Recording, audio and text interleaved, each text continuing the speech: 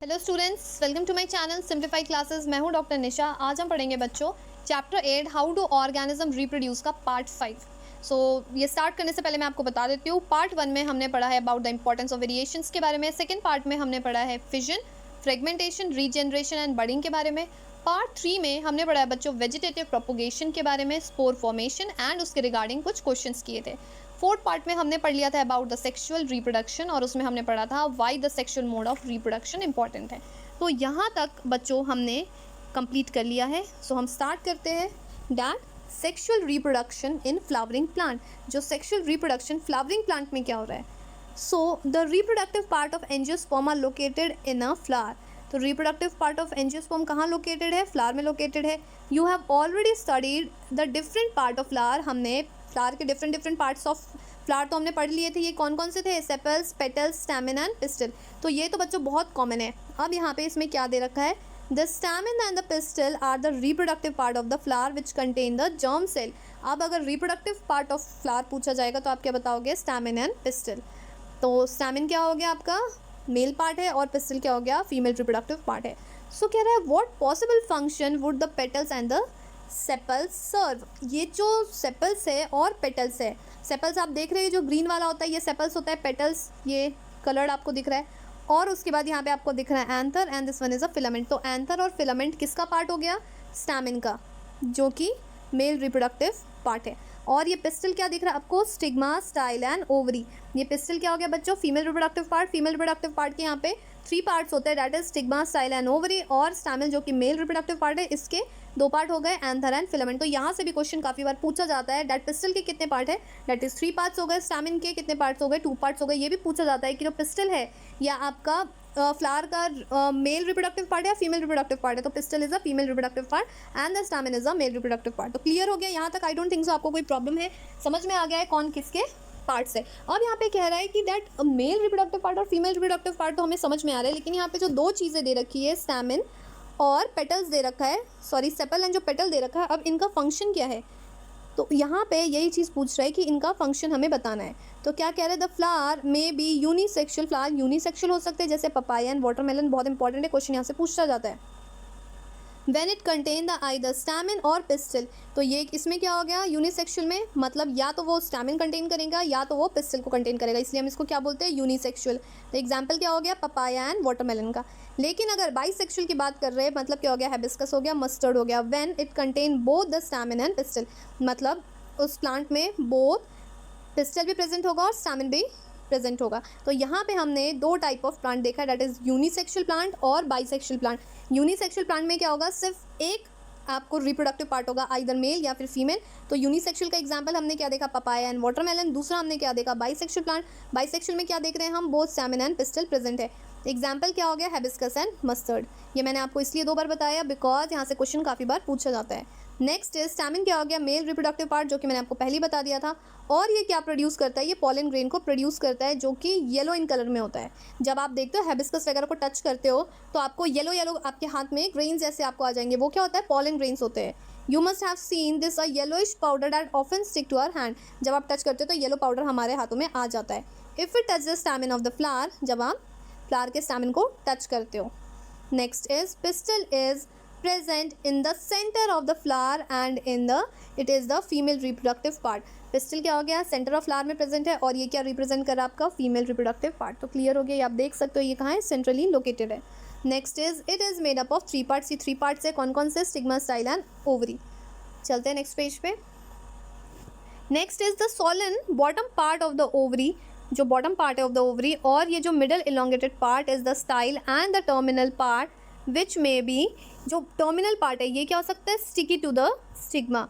The ovary contain the ovule. ये देख रहे हो ये ओवरी, ये क्या कंटेन करता है? ओवरी के अंदर ओव्यूल प्रेजेंट होता है and each ovule has a egg cell, और हर ओव्यूल के पास एग सेल प्रेजेंट होता है। The male germ cell produced by the pollen grain fuses with the female gamete present in the ovule. इस चीज़ को ध्यान से समझिए। पहला तो आपको ये बता रहा है दैट जो ओवरी है इसके अंदर क्या हो गया? ओव्यूल प्रेजेंट हो गए। और क्या बोल रहा है? ओव्यूल प्रेजेंट होने के बाद ओव्यूल के पास क्या हो गया? एक्सेल हो गया। और जो जर्म सेल है ये प्रोड्यूस कहाँ से हो रहे हैं? पॉलन ग्रेन से। फ्यूज़ किससे होंगे? फीमेल गैमेट से, जो कि कहाँ प्रेजेंट है? ओव्यूल के अंदर प्रेजेंट है। This fusion of the germ cell or the fertilization give us the zygote which is capable of growing into a new plant. तो यहाँ पे फ्यूजन के बाद हो क्या रहा है बच्चों, किस चीज़ का फॉर्मेशन हो रहा है, जाइगोट का फॉर्मेशन हो रहा है। और जाइगोट फॉर्मेशन होने के बाद जाइगोट के पास इतनी कैपेबिलिटी होती है डैट वो न्यू प्लांट को ग्रो कर सके। Thus the pollen needs to be transferred from the stigma from the stamen to the stigma. So pollen को कहाँ से कहाँ ट्रांसफ़र कराना है हमें, stamen मतलब जो मेल पार्ट हो गया, female reproductive part, to a male reproductive part to a female reproductive part पे हमें उसे ट्रांसफ़र कराना है। If the transfer of the pollen occurs in the same flower, it is referred as a self pollination. अगर transfer of pollen हो रहा है same flower में, ये तो आपको पता लग गया है डेट जो pollen है उसको कहाँ से कहाँ ट्रांसफ़र कराना है, stamen टू स्टिग्मा, जो कि stamen क्या हो गया, मेल रिप्रोडक्टिव पार्ट है ऑफ फ्लावर, और स्टिग्मा क्या हो गया, female reproductive part of stigma है। तो हमें ये क्या करना है, स्टिग्मा पे लाना है पॉलन ग्रेन को, कहाँ से, स्टैमिन से। तो ये चीज़ तो पहले हमें पता लग गया डेट करना क्या है। पर अगर ये जो पॉलिनेशन अगर हो रहा है, पॉलन ग्रेन जो अगर एक जगह से दूसरी जगह जा रहा है, मतलब स्टैमिन से स्टिग्मा पे जा रहा है ऑन द सेम फ्लावर, अगर सेम फ्लावर पे जाएगा तब आप उसे क्या कहोगे, सेल्फ पॉलिनेशन। लेकिन on the other hand if the pollen is transfer from the flower to the another, अगर एक फ्लावर से दूसरे फ्लावर पे जाएगा तब आप उसे क्या बोलोगे, क्रॉस पॉलिनेशन। मतलब यहाँ पे सेम फ्लावर में पॉलिनेशन नहीं हो रहा है। सो this transfer of pollen from the one flower to the another is achieved by the agent like the wind, water and animal. अब आप कहोगे कि ठीक है सेल्फ पॉलिनेशन या फिर क्रॉस पॉलिनेशन हो रहा है, तो ये जो पॉलन ग्रेन्स का ट्रांसफर हो कैसे रहा है, तो विंड के कारण, या तो हवा चल रही है तो वाटर के कारण, या फिर एनिमल के कारण पॉलन का ट्रांसफर हो रहा है। तो यहाँ से भी क्वेश्चन काफ़ी बार पूछा जाता है दैट पॉलन का जो ट्रांसफर हो रहा है वो कैसे हो रहा है। यहाँ पे आफ्टर द पॉलन लैंड, जब पॉलन लैंड हो गया on the suitable stigma, suitable stigma क्यों दे रखा है, बिकॉज जिस टाइप ऑफ प्लांट है हमें सेम टाइप ऑफ प्लांट पे उसी का पॉलन चाहिए, इसलिए यहाँ पे दे रखा है suitable stigma.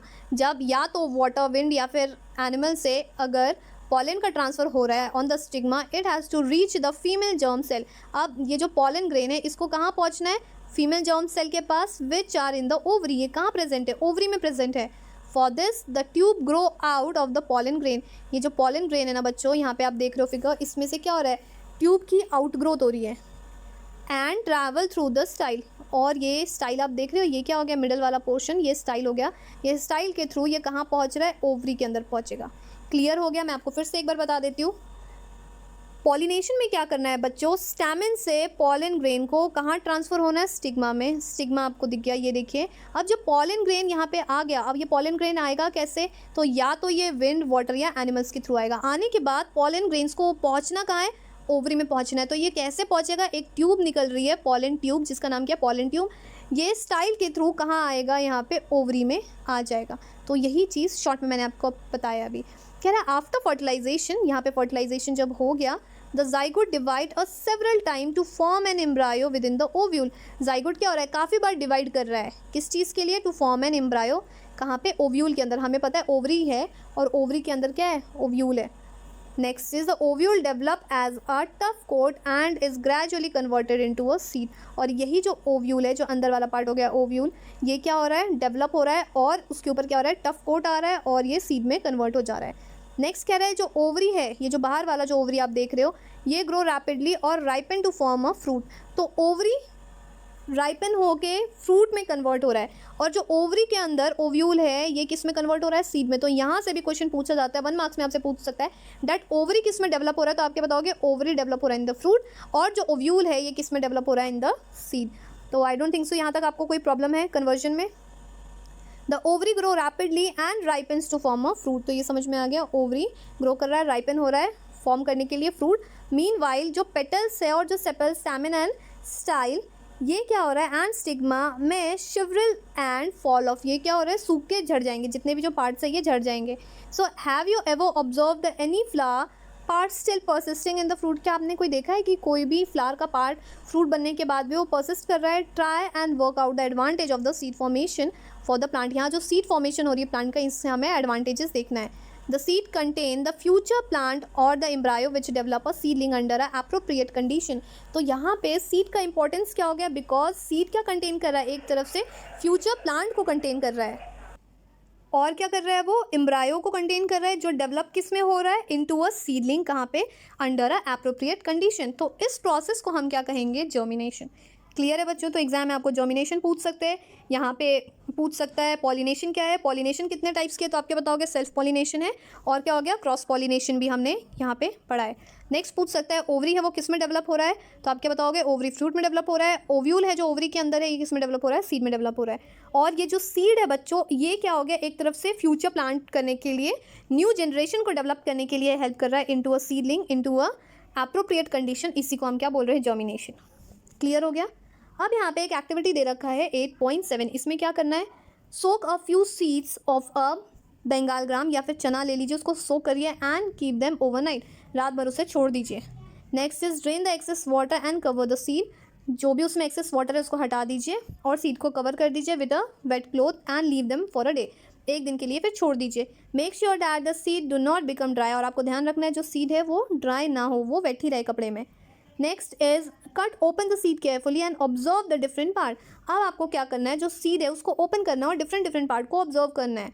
Compare the observation with the figure 8.9, ये जो आपको दिख रहा है figure 8.9, and C if you can identify all the parts. तो ये देखिए, ये ग्राम या फिर आपने चना ले लिया, इसको सोक कर दिया। सोक करने के बाद आप जब इसे ओपन कर रहे हो एक दिन बाद, आपको क्या दिखेगा, ये कॉटिलिडन दिखेगा। ये पार्ट देख रहे हो आप, ये क्या हो गया, कॉटिलिडन हो गया। कॉटिलिडन क्या हो गया, एक तरफ से फूड को स्टोर कर रहा है। तो पहला हमने पार्ट क्या देखा, कॉटिलिडन देखा। अब ये जो कॉटिलिडन है, मैं कलर चेंज कर देती हूँ, ये जो ऊपर वाला पार्ट देख रहे हो यहाँ पे, ये क्या हो गया, प्यूम्यूल हो गया। प्यूम्यूल क्या होता है, फ्यूचर शूट। तो मतलब अगर ग्राउंड लेवल है, अगर ये क्या हो गया, ये आपका मैं बना देती हूँ, जैसे ये रूट्स हो गया और ये आपका जैसे प्लांट है, ठीक है। तो ये ग्राउंड लेवल से, ये जो ऊपर का पार्ट होता है जिसको हम क्या कहते हैं, शूट सिस्टम कहते हैं, और ग्राउंड लेवल से नीचे का पार्ट होता है इसको हम रूट सिस्टम कहते हैं। तो कॉटिलिडन से आप क्या देख रहे हो, अगर प्यूम्यूल निकल रहा है तो प्यूम्यूल किस चीज़ में फॉर्मेशन में हेल्प कर रहा है, ये शूट सिस्टम बनाने में, मतलब ग्राउंड लेवल से ऊपर। और ये जो नीचे अगर आप देखोगे रेडिकल, ये देखो यहाँ पे ये क्या हो रहा है, रेडिकल, येलो कलर से मैं आपको दिखा रही हूँ, ये क्या बनाता है, रूट सिस्टम। तो अगर आप भूल जाओगे दैट प्यूम्यूल शूट सिस्टम बना रहा है या फिर रेडिकल रूट सिस्टम बना रहा है, तो ध्यान रखोगे आप, आर से क्या हो गया, रेडिकल होता है, और आर से क्या होता है, रूट सिस्टम।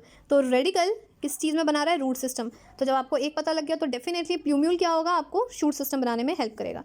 सो क्लियर हो गया बच्चों दैट हम यहाँ पे पार्ट्स कौन सा देख रहे हैं, कॉटिलिडन देख रहे हैं। उसके बाद हमने यहाँ पे क्या देखा, प्यूम्यूल देखा जो कि फ्यूचर शूट हो गया, और उसके बाद हम यहाँ पे क्या देख रहे हैं, रेडिकल जो कि फ्यूचर रूट हो गया। तो ध्यान रहेगा दैट आर से रेडिकल, आर से रूट। तो रेडिकल हेल्प कर रहा है रूट बनाने के लिए, और यहाँ जो प्यूम्यूल है ये किस चीज़ में हेल्प कर रहा है, शूट सिस्टम बनाने में। सो बच्चों नेक्स्ट वीडियो में हम पढ़ेंगे about reproduction in human being के बारे में। सो यहाँ तक हमने कंप्लीट कर लिया, नेक्स्ट वीडियो में हम ये टॉपिक स्टार्ट करते हैं।